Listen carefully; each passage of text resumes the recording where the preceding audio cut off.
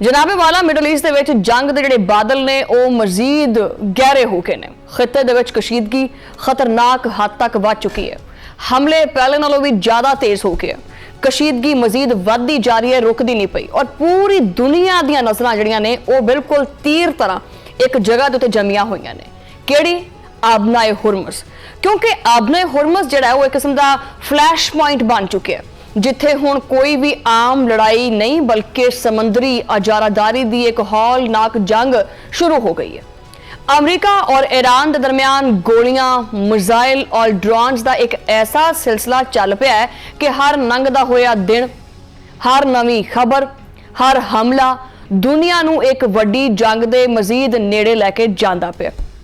हमलियां दी इस नवी और खौफनाक जी लहर हैगी है उन्हें इस्लामाबाद दे विच होने वाले तारीखी मुआहिदे दे मुस्तकबिल दे उत्ते भी बहुत ही वड्डा सवालिया निशान ला दिता है। इस्लामाबाद दे विच तय पाने वाली मुफाहमत की याददाश्त हुण किसी जोगी नहीं रही, मतलब गैर यकीनी दी सूरत हाल का शिकार हो गई है। अच्छा, तुसीं हुण सोचदे होगे भी ये रौला की है, असल फड्डा की है, असल फड्डा हैगा किहड़ा जिहदे करके इन्ना कुछ हुंदा पिया। तो जनाबे वाला असल रौला हैगा आबनाए हुरमुज़ तो मुतालिक जिहड़ियां शिका हैगियां ने ना उन्हां दी तशरीह दा बनया होया। दोनों ममालिक आपदे जिहड़े ने उन्हां दे दावे ने और कोई भी उहदे तो भी समझ लो कि एक हुंदा इंच इस हुई जिन्ना भी पिछे हटन नूं तैयार नहीं हैगे। अच्छा, ईरान दा मौकफ की है? तुहानूं सारिआं नूं पता है कि ईरान दा मौकफ बिल्कुल साफ सुथरा, नकोरा और सख्त हैगा। ईरानी हुकाम का कहना है कि मुआहिदे दी शिक नंबर 5 दे विच ये गल बिल्कुल साफ लिखी है कि अमरीका ने खुद सालसां दी मौजूदगी दे विच इस गल दे उत्ते बकायदा तौर दे उत्ते सिग्नेचर्स कीते ने, साइन की कीते ने कि आपने हुरमुज़ दे अंदर जिन्ना भी बहरी ट्रैफिक होएगा ना ओदा पूरा कंट्रोल सिर्फ और सिर्फ ईरान दे कोले होएगा। ईरान दा यह कहना है कि इथों लंघण वाले हर छोटे या वड्डे जहाज नूं ईरानी हुकाम दे नाल हर सूरत कोआर्डिनेट करना पएगा। जिहड़ा रास्ता ईरान तय करेगा दुनिया भर दे बहरी जहाज सिर्फ उसी राह दे उत्ते उसी जिहड़ा रूट बनाउणा है ना उसी रूट दे उत्ते चलन दे पाबंद होणगे। हुण आइयो इधरले पासे भी अमरीका की कहंदा है। अमरीका इस गल नूं मनण तो साफ ही मुकर गया। अमरीका का जिहड़ा मौकफ है वो तो बिल्कुल ही उलट है, पुठा है इहदे तो। वाशिंगटन का दावा यह है कि मुआहिदे दे विच साफ लिखिया सी कि 60 दिनों तक ईरान कोई टूल टैक्स या चार्जेस वसूल नहीं करेगा और नहीं लवेगा कोई भी पैसा देला। अमरीका के मुताबिक ईरान नूं ओमान दे नाल मिल के पुरअमन तरीकाकार बनाउणा सी और इस दौरान आपने हुरमुज़ दे विच बहरी जहाज़ां दी आमदोरफ्त बगैर किसी रोक टोक तो जारी रहनी सी।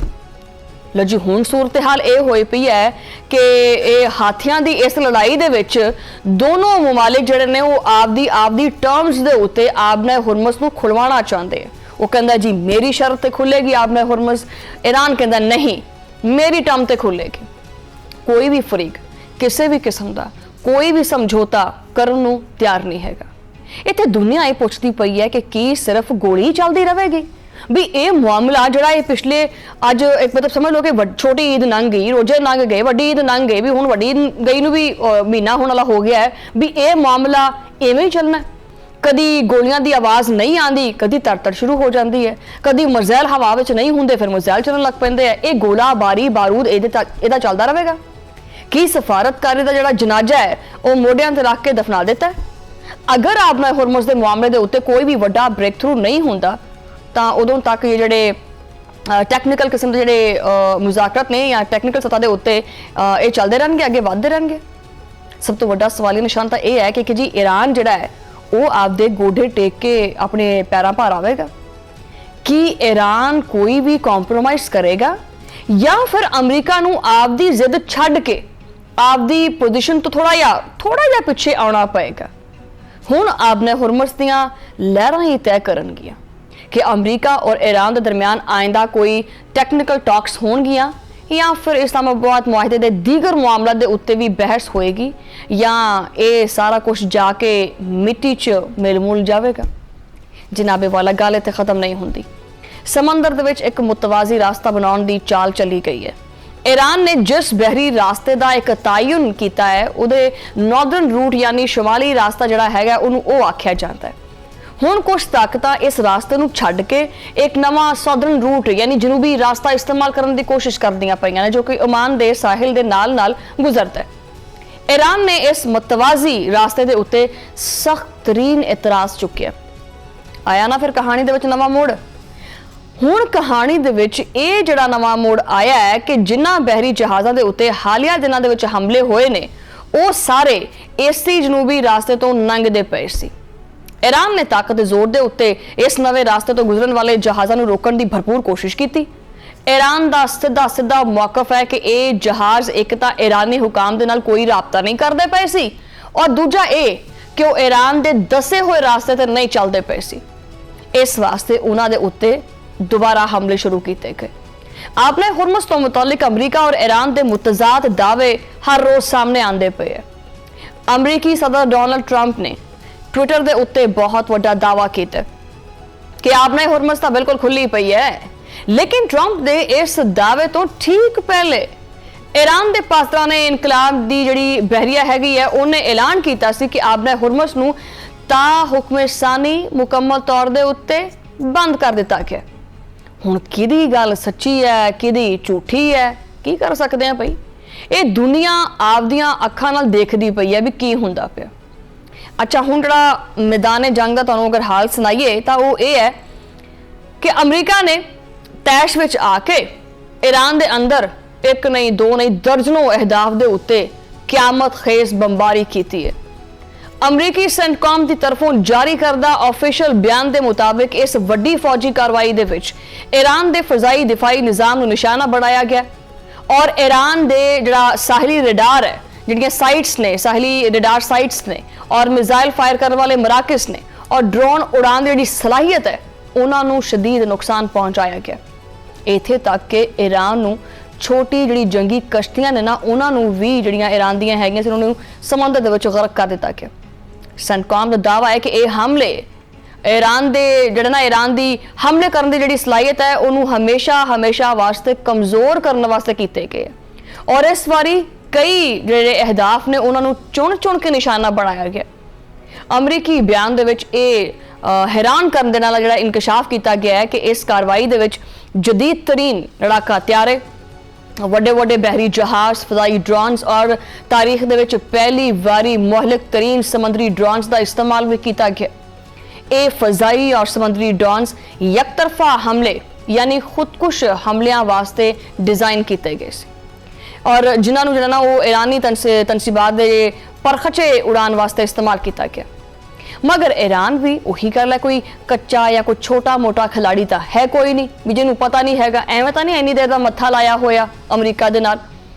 अमरीका दे इन्हां हौलनाक हमलियां दे जवाब दे विच ईरान ने की कीता। ईरान ने आख्या आया बई तू ही होया फिर सीधा।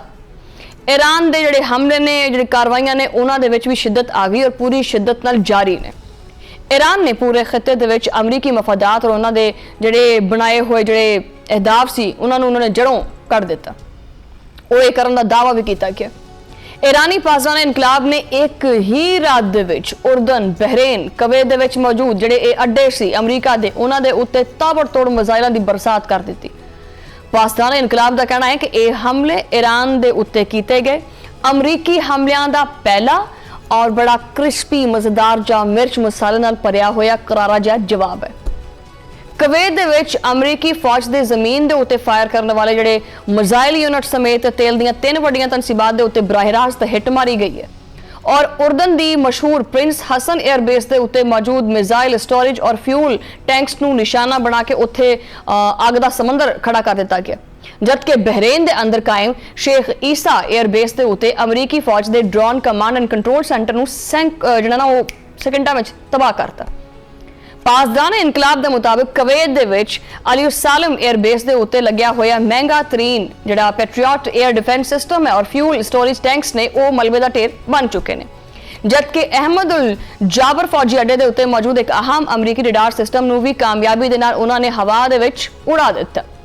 ईरानी पासदाने इनकलाब ने वाशिंगटन नूं ललकारदे हुए आख्या कि आपने हुरमुज़ दे उत्ते ताकत दे बलबोते दे उत्ते आपदा कंट्रोल हर कीमत के उत्ते बरकरार रखा जाएगा और जो भी मुल्क इस फौजी कार्रवाई दे विच अमरीका नूं या अपना यार बनावेगा या यार बनेगा या उहदी मुआवनत करेगा तां इहदे भी ईरान आपदे जायज़ इनू अपना हदफ समझेगा। हुण जनाब उड़दी चिड़िया दे जिहड़े पर जिहड़े गिनण वाले ने ना वो समझ जाणगे कि ये खेड जिहड़ा ना वो किन्ना क खतरनाक हो चुकिया। इस जंग के सफारती महाज के उत्ते शदीद झटके महसूस किए जाते पे ने।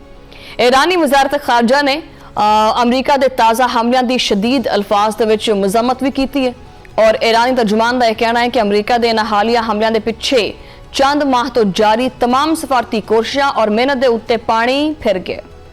तर्जुमान के मुताबिक अमरीका ने आबना हुरमज़ दे ईरान के दाखिली इंतजामात के उत्ते खुली मुदाखलत की है जिहदे ना सिर्फ खिते दे विच दोबारा अदम तहफ़ुज़ की अग भड़क उठी है बल्कि बैनुल अक़वामी तजारती जहाज़ जिहड़ी है जहाज़रानी जिहड़ा है उहदा भी पूरा का पूरा निज़ाम दरम भरम हो गया। ईरान के आला मुज़ाकरतकार और पार्लीमेंट के स्पीकर मोहम्मद बाकर कालिबाफ ने अमरीका नूं आखिरी और सख्त पैगाम देंदे हुए आख्या है कि सुन लो यक तरफा जिहड़ा ये मुआहिदियां दा जिहड़ा दौर है ना ये हमेशा वास्ते हुण गया है मुक ये खत्म हो गया। हुण जिहड़े सारे फरीक ने ना उन्हां नूं आपदियां वादियां दे उत्ते और आपदियां मुआहिदियां दे उत्ते मुकम्मल तौर दे उत्ते अमल दरामद करना पएगा, इहदी पासदारी करनी पएगी। अगर हुण किसी ने गद्दारी की या ये मुआहिदा तोड़िया तां उहनूं फिर इहदी कीमत तां फिर चुकानी पएगी और तारीख याद रखेगी। दूजे पासे अमरीकी सदर डोनाल्ड ट्रंप ने एक इंतहाई चौंका देने वाला और हैरत अंगेज इंकशाफ कर दिता है। सदर ट्रंप ने दुनिया के सामने दावा किया है कि अमरीकी फिजाई हमलों तो ठीक एक दिन पहले ईरान अमरीका दे नाल एक परफेक्ट डील करने दे उत्ते 100% राजी हो चुकिया सी। हुण ट्रंप ये कहंदे पे है, ट्रंप के मुताबिक ये चीज़ है कि ईरानी हुकाम ने डर के जिहड़ा ना वो जिहड़े ये सारे जिहड़े मुतालबात से ना वो किसी डर की वजह छड़ दिते ने और वो अमरीका के सामने गोडे टेकन वास्ते तैयार भी सी। लेकिन एक ही घंटे तो बाद उन्होंने समंदर दे विच एक बहरी जहाज के उत्ते ड्रोन हमला करके बनी बनाई जिहड़ी गल सी उहदे उत्ते आपदे हत्थां नाल पानी फेर दिता, आपदे हत्थां नाल उहनूं तबाह कर दिता।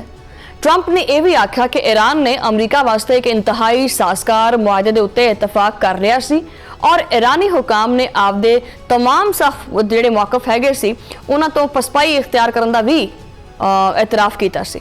बहरहाल इस रजामंदी के महज एक घंटे तो बाद जो ना वो समझ लो कि एक घंटे के अंदर ही उन्होंने दोबारा हमाकत की और एक जहाज़ के उत्ते ड्रोन हमला कर दिता।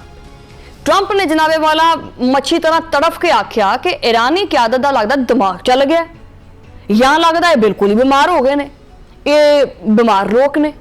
इस पूरे हंगामे दे विच हुण आने पाकिस्तान दे उत्ते ये पाकिस्तान कित्थे खड़ा है। इस्लामाबाद के एवाना दे विच भी खतरे दीयां घंटियां टन टन वजी जांदियां ने। पाकिस्तान के दफ्तर खारजा ने खिते की इस ताज़ा तरीन और भयानक कशीदगी के उत्ते गहरी तशवीश और दुख का इजहार किया है। पाकिस्तान ने तमाम मुतलका अफ्रीका नूं जिहड़ा ना वो चिताखी है बल्कि इस चीज़ पर जोर दिता है कि वो खुदा दा ना लो, खुदा वास्ते मतलब करके ना तहम्मुल दा मुजाहरा करो, थोड़ी ठंड रखो, फौरी तौर के उत्ते बारूद नूं ठंडा करन और इस्लामाबाद मुफाहमती याददाश्त के तहत किए गए आप जिहड़े वादे ने ना तुहाडे जिहड़े तुसीं टेबल ते बैठ के कीते सी उन्हां दी पासदारी करो। नालों नाल दफ्तर खारजा का कहना है कि पाकिस्तान इन्हां तमाम हालात के उत्ते बारीक बीनी दे नाल बिल्कुल बारीक बीनी दे नाल गहरी नज़र रखे हुए है और खिते दे विच पायदार अमन और इस्तेहकाम दे क्याम वास्ते गलबात और सफारतकारी के जरिए मुमकिन तावन फिड़ा ना फराहम करने वास्ते अज़म के उत्ते सख्ती दे नाल कायम भी है। पाकिस्तान जानता है, पाकिस्तान नूं पता है, पाकिस्तान ये चीज़ जानता है कि अगर ये जंग लगी तो यदी तपश इस्लामाबाद तक भी आएगी, ये अग उत्थे लगेगी लेकिन सेका पाकिस्तान के पिंडे नूं भी लगेगा। अमरीका और ईरान के दरमियान दोबारा शुरू होने वाले इस हौलनाक तनाज़े के करके जो इस्लामाबाद मुफाहमत की याददाश्त से मुतासर होने का एक हकीकी खतरा भी पैदा होया है तो पाकिस्तान जिहड़ा ना वो हथ रख के बहन की बजाय जिहड़ियां उहदियां सफारती सरगर्मियां ने उन्हां दे विच एक बिजली की तरह तेजी पैदा कर दी है। पाकिस्तान हुण फ्रंट फुट ते आ गया। बहरहाल इस नाजुक सूरत हाल के पेश नज़र पाकिस्तान के नायब वज़ीर आज़म और वज़ीर खारजा इसहाक डार ने हंगामी तौर के उत्ते ਸਾਊਦੀ ਅਰਬ ਔਰ ਈਰਾਨ ਦੇ ਵਜ਼ੀਰ ਖਾਰਜਾ ਦੇ ਨਾਲ ਅਲੱਗ-ਅਲੱਗ ਕਲਿਆਂ ਨੂੰ ਉਹਨੇ ਫੋਨ ਕੀਤਾ, ਅਲੱਗ-ਅਲੱਗ ਟੈਲੀਫੋਨਿਕ ਰਾਬਤੇ ਕੀਤੇ ਨੇ।